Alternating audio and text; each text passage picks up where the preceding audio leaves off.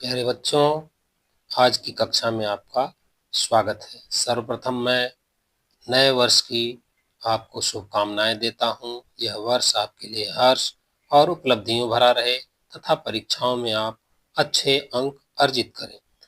आज की इस वीडियो में हम कार्यसूची पर चर्चा करेंगे।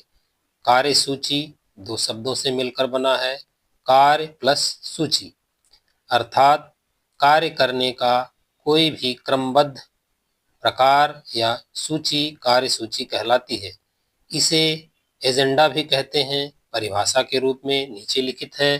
कार्य करने के लिए बनाया गया क्रम एवं उसकी सूची ही कार्य सूची कहलाती है।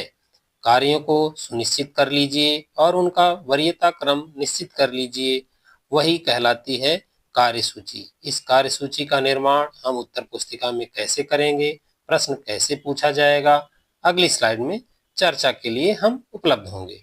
जैसा कि आप देख पा रहे हैं, प्रश्न पूछा गया है, अपने विद्यालय की नाटक समिति के सचिव के रूप में बैठक करने के लिए विचारणीय बिंदुओं की कार्यसूची तैयार कीजिए। सचिव अर्थात सेक्रेटरी, आप सेक्रेटरी की हैसियत से, सचिव की हैसियत से उस मीटिंग में उपस्थित रहेंगे।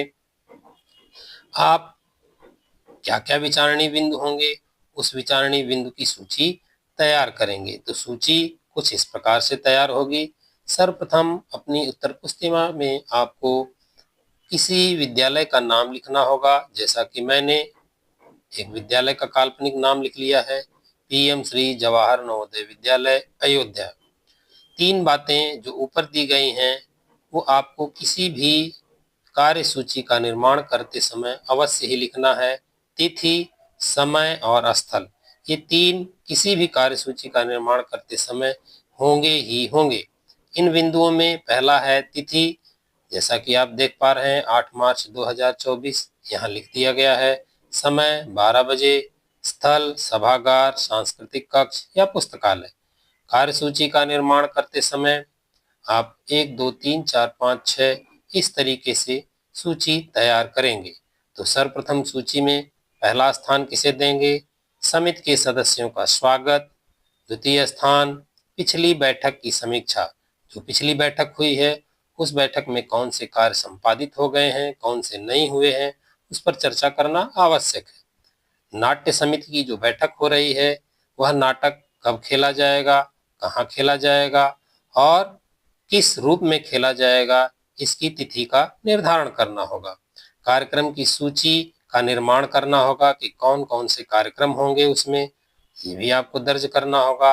इस कार्यक्रम में खर्च होने वाली धनराशि तथा पुरस्कारों का वितरण की व्यवस्था की सूची आपको निर्मित करनी होगी। अंत में आपको धन्यवाद ज्ञापन व्यक्त करना होगा और पेज के अंत में आप ले जाएंगे दाहिनी तरफ हस्ताक्षर और सचिव जो हैं उनका नाम कुछ होगा। तो जैसा कि मैंने बीच में लिख दिया है जवाहर दत्त, आप कोई भी नाम लिख सकते हैं। इस तरीके से आप लिखकर कार्यसूची का निर्माण कर देंगे और आपको पूरे के पूरे अंक अर्जित हो जाएंगे। प्यारे बच्चों, इस अध्याय से पूछे जाने वाला अगला प्रश्न है कार्यवृत्त। कार्यवृत्त को अंग्रेजी में मिनट्स कहते हैं।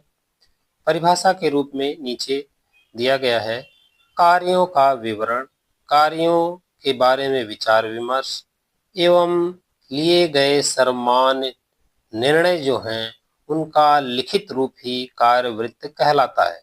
सर्वमान्य निष्कर्ष अर्थात उस मीटिंग में उपस्थित सभी सदस्यों ने जिस पर अपनी सहमति जताई है उसका लिखित रूप ही कार्यवृत्त कहा जाता है। प्रश्न कैसे पूछे जाएंगे?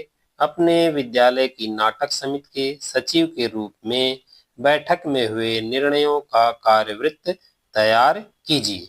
तो तैयार करते समय आपको कैसे कैसे चरणबद्ध तैयारी करनी है, उसे लिखित रूप में परीक्षा में लिखना है, उसकी चर्चा मैं अगली स्लाइड में कर रहा हूँ। जैसा कि आप देख पा रहे हैं, सर्वप्रथम आप लिखेंगे क्या कि जवाहर नवोदय विद्यालय की नाट्य समिति की बैठक 8 अप्रैल 2024 को अपराह्न 12 बजे विद्यालय के सभागार में संपन्न हुई, जिसमें निम्नोक्त सदस्य शामिल हुए। आप सदस्यों की सूची घटा बढ़ा सकते हैं। लेकिन सचिव, प्राचार्य और सदस्य, ये थोड़ा ध्यान रखने की बात है कि आप इनका नाम जरूर लें और सदस्य 4-5 उपस्थित कर दें वहां। इसके बाद इनको दर्ज करते हुए आगे जब आप बढ़ेंगे तो कार्यवृत्त हेडिंग डाल देंगे। कार्यवृत्त की हेडिंग डालते हुए सर्वप्रथम देखिए कि क्या लिखा है। श्री जवाहर दत्त नाट्य समिति के सचिव ने सभी सदस्यों का स्वागत किया। पॉइंट नंबर 2 कि नाटक समिति जो नाटक खेलेगी उसके लिए जो पिछली बैठक की गई थी उस बैठक की समीक्षा करेगी। फिर इसके बाद यह कार्यक्रम कब आयोजित होगा, तो कार्यक्रम का आयोजन 30 अप्रैल 2024 को होगा। इसके लिए मंच सज्जा, बैठक व्यवस्था, ध्वनि एवं प्रकाश व्यवस्था की समुचित व्यवस्था करनी होगी और इसकी जिम्मेदारी किसे सौंपी जाएगी। चौथा पॉइंट होगा इस कार्यक्रम में क्या क्या होंगे, जैसे एक नाटक होगा, 2 लघु नाटक होंगे, एक नुक्कड़ नाटक का आयोजन किया जाएगा। फिर इसके बाद खर्च का निर्णय लिया जाना होता है।